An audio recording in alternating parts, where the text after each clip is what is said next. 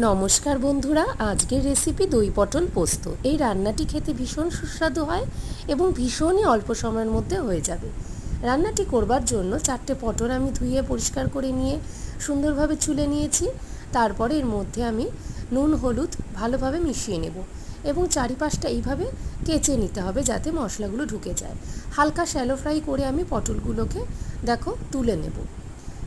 সুন্দরভাবে ভালোভাবে এপিট ওপিট করে একটু শ্যালো ফ্রাই করে নিতে হবে পটলগুলো। তারপর এক এক করে তুলে নেওয়ার পরে একটি পাত্রে আমি টক দইয়ের সাথে নুন হলুদ চিনি পরিমাণ মতন এবং কাশ্মীরি লঙ্কার গুঁড়ো দিয়ে একটি পেস্ট বানিয়ে নেব।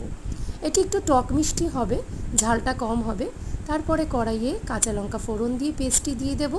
তেল ছেড়ে আসলেই পটলগুলো দিয়ে 1.5 চামচের মতো পোস্ত দিয়ে আমি নাড়াচাড়া করে ঢাকা দিয়ে রাখবো মিনিট 5। ব্যাস, এভাবেই রান্নাটি তৈরি করে নেব। আশা করছি সবার খুব ভালো লেগেছে।